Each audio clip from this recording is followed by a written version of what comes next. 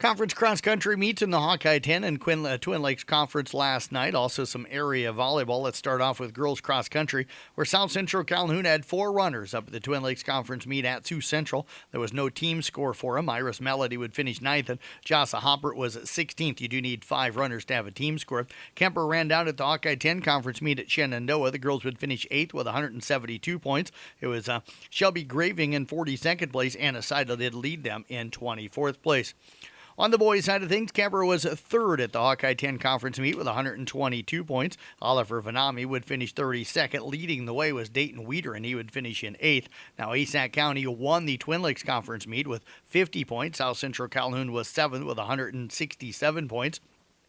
For Esac County last night, Landon Sporer took 2nd. Oliver Engo would finish in 24th. For South Central Calhoun, Declan Spencer was 16th, and Derek Green would finish up in 45th place. We move now to volleyball action. It was Kemper defeating Sergeant Bluff Luton in a matchup of top 10 ranked teams, winning 20-25, 25-17, 25-23, and 25-20. For Kemper, it was Kaylee Simons with 4 assists, 35 digs, and 3 aces, including 2 aces to end the match back-to-back. Elsa Tiefenthaler added 40 assists, 9 digs, and 4 aces.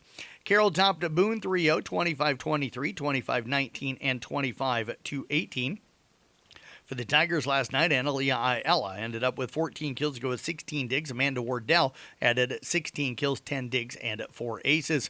South Central Calhoun and Sioux Central were at New Alfonda. The Titans would fall to New Alfonda 25-22, 25-19, and 25-11. Macy Dorman had 7 digs to go with 2 aces. It was also Blair Schleichman with 3 kills to go with 12 digs. Titans would fall to Sioux Central 3-0, 25-23, 25-22, and 25-18.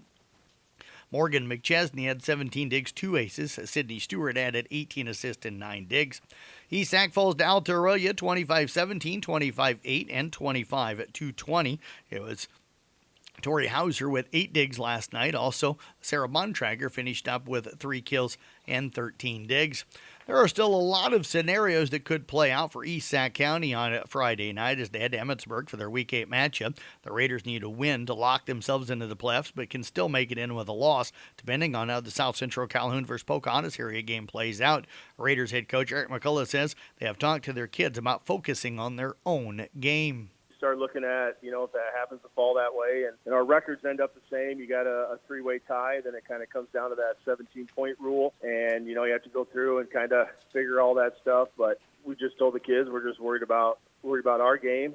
The Raiders need to stop the Emmetsburg running game and find their own running game on the road tonight if they want to pick up their 4th win of the season. ICAM Manning wraps up the regular season on the road at West Monona. The Wolves have wrapped up the 3rd seed in the district and are looking for their 3rd straight win. Now they face a West Monona team that's won 2 straight and has been running the football well lately. Wolves head coach Corey McCarville says his defense will need to be fundamentally solid. To be gap sound, we're going to have to tackle well. There's a couple things that we've picked up on tape that hopefully we'll be able to exploit. But if we tackle well and we're gap sound, I think we'll be okay. But it is going to be a challenge for our guys. The Wolves have been strong in the passing game all season, but Coach McCarville expects West Monona to try to take that away and force them to run. Audubon secured the district title with a big win over Coon Rapids Bayard last week. Here in Week 8, they'll turn their attention to Exarroquin-Kimballton in their final regular season game. The Spartans have a good offense, and Waders head coach Sean Burks expects to see different looks from them. We'll have to be gap sound. They use a lot of different formations. They use motion. They'll run it and they'll throw it. They're at this point in the year, they don't have a lot of tendencies as far as where they're going. They do enough things out of various looks that it's not a dead tell. So the Wheelers can complete an undefeated season if they can pick up a win tonight. They're currently ranked at number 5. Rest of the area scheduled tonight, Carroll at Perry on Kick 106.7 with Nick Brinks. Pregame at 6:20, kickoff at 7 o'clock. Kemper hosting Okoboji Milford with a pregame at around 6:20 and kickoff at 7 o'clock on KCIM with Tom Hawkap and also Doug Waniger. We'll also have a live video on the CB Sports Network YouTube channel. South Central Calhoun again goes to Pocahontas area. It'll be Coon Rapids Bayard at Glidden Ralston tonight. That'll be on 93.7 KKRL with myself and Mason Nealon on the broadcast. Pre-game about 6:15, kickoff at 7 o'clock, and Arweva travels to Cam. New Way Ford Scoreboard Show tonight. KC Miners, Craig Lux and Todd Danner. Again, interviews with all 9 of our area coaches. Scores from our area schools and their districts. Scores from around the state.